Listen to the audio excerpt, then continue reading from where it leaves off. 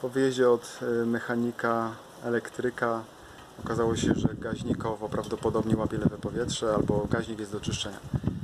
No i pojechaliśmy na Kruszelnickiego do mechanika, ultradźwiękowe czyszczenie gaźnika i zestaw naprawczy za 160 zł. Zrobiły dobrą robotę i motor zaczął normalnie pracować. Odrdzewianie baku do tego doszło.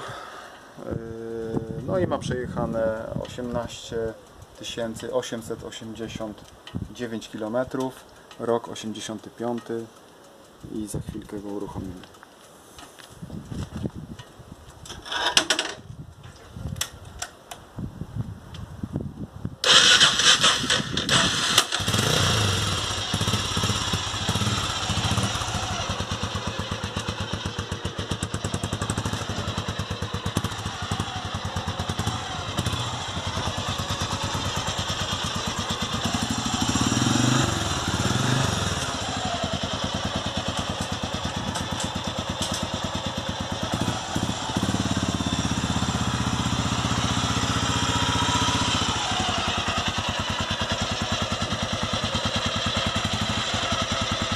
Bardzo fajną sprawą jest czujnik temperatury, który pokazuje temperaturę, żeby nie przegrzać silnika, ponieważ